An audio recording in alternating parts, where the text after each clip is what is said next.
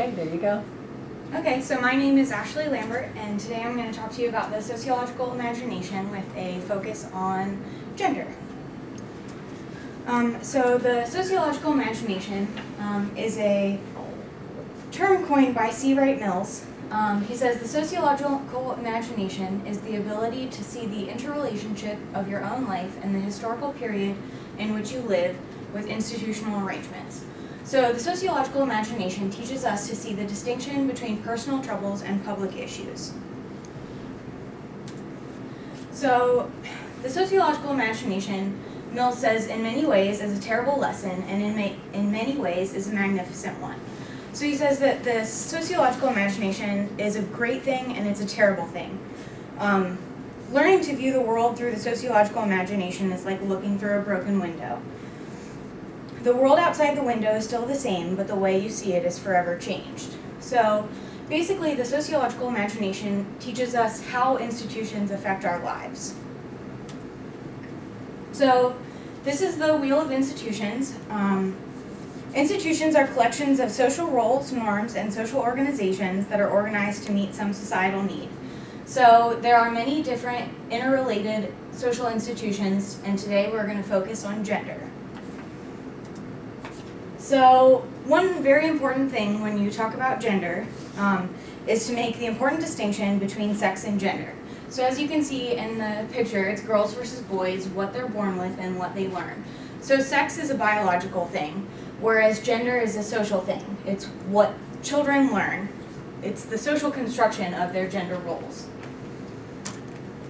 So you all have probably seen or heard of these gender reveal parties. These are just some examples of how gender affects children even before they're born. It says that if it's a boy, he should be a quarterback. If your child's a girl, she should be a cheerleader. If your child's going to be a boy, he should love guns. Or if it's a girl, she should love glitter. So gender reveal parties should really be a sex reveal party because it's the sex of your child that you're trying to reveal, but these gender reveal parties tell us that by determining what sex you're going to have, it determines what their gender roles are going to be. So the institution of gender affects our lives before we're even born. So the institution of gender affects what clothes we wear and what toys we play with as children. So these are just some examples of the clothes that children wear that tell us a little bit about their gender roles. So in the top it says smart like dad, and below it says I would flex but I like this onesie. So what does that tell us about the gender roles of little boys? Before they can even walk or talk, they're wearing these onesies that say I should be intelligent because I'm a man, or I should be really strong and I don't want to rip my onesie because my pecs are so big. Like, those are the kinds of things that you learn as a child before you can even know what that means. In the top it says pretty like mommy, and in the bottom it says, does this diaper make my butt look big? What does that tell us about what little girls are being portrayed as? It says that they should only focus on how they look, that they should focus on how pretty I am, or whether or not my butt looks big because I'm wearing this diaper. When really these children are too young to even know what that means. So next we're going to look at a clip about learning gender based on toys. So your gender affects what toys you are given as a child. Promoted in these commercials are deeply restricting and severely limit the development of boys and girls in different ways. The ads are actively demonstrating that boys and girls have different social roles and skills that are highly stereotyped and just outright sexist. So let's take a closer look at ads targeted directly at boys.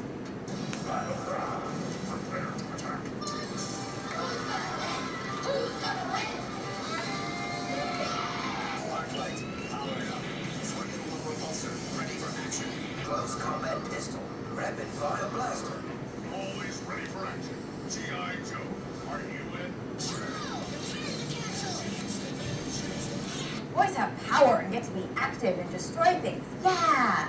These commercials directed at boys value competition, being in control, having power, and conquering and commanding.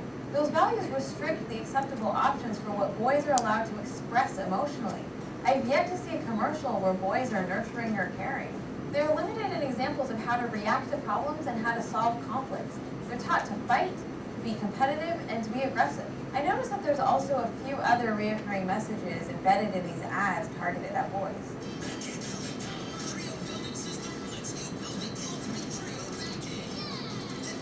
You can build a massive Neptune sub. You can build up and customize your heavy-duty truck with tons of parts. You decide how much firepower to arm your ships with, then build your fleet and battle your way to victory. These ads encourage boys to build new worlds, use their imaginations, and be creative. They are actively making and constructing. These are the training blocks for creative and fulfilling adult lives. The confidence that is fostered through the act of making, building, and doing is something that's almost entirely lacking in girls' toys commercials.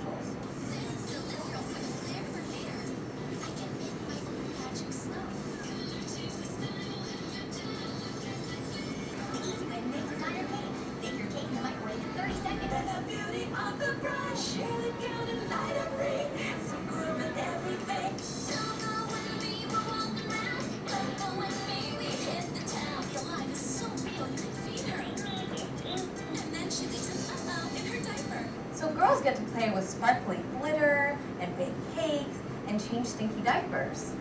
How fun! Commercials targeted at girls heavily focus on teaching child rearing, homemaking, domestic work, popularity, self-image, and an obsession with beauty. This restricts their imagination of what women are capable of and prioritizes appearances over intelligence. They are not encouraged to be creative, to build and construct, and really take control of their environments. Girls' toys are generally unimaginative and lack the creative element of play that is critical in the development of young people. Okay, so after seeing some of the gendered toys, I mean, how many of you all had a kitchen set, or how many of you women played with a vacuum cleaner or had a vanity set, and how many of you boys played with trucks and Legos and build things and guns? This is how we construct our gender roles as small children. If you Google search for boy toys and girl toys, these are the second images that come up in a Google search. The girl toy is a vanity set with a working blow dryer and lipstick and nail polish and brushes, because girls are supposed to be pretty and they're supposed to be concerned with their looks, as seen in the onesies. And as seen in some of the commercials, I mean, girls are supposed to be all about glitter and hair, and it's not about creating, it's about being pretty. Whereas boys get a tool set. Boys get to build things. It emphasizes creativity and building. I mean, they get to play with a real drill, a drill that functions, and they get to build things with screws and nails, whereas women get a blow dryer. So the toys we are given affects the careers we consider. If you see in this comic strip, it says, it's a Mecha Blocks, and the boy says, what does it do? And they say, be arranged in literally infinite ways, then hooked to a computer and remote controlled.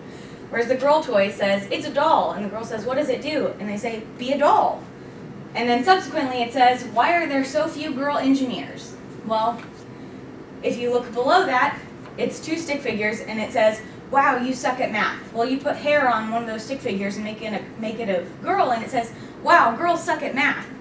And that's just one gender construction of how it progresses from girls are given dolls and they're told that you should be concerned about being pretty, not being smart, whereas boys they're given toys that emphasize construction and building and creativity. And then in this, you see the gender gap in the total workforce is smaller, it's 4%. But then you look at science and engineering graduates, and the gender gap in graduates is 22%. There are 22% less female graduates in math and science and engineering majors. And then you look at the STEM workforce, which is science, technology, engineering, and math, and that gender gap jumps to 52%. There are 52% less women in the STEM workforce. So that leads me to my final question of, why do we entertain this? Why do we allow this to happen? Girls get dolls and boys get creative building blocks. Because boys don't cuddle and girls don't build, this just sets up our gender representation to encourage women to not go into those fields of science, technology, engineering, math, and sets up boys for that success. Thanks. Thank you. Good job.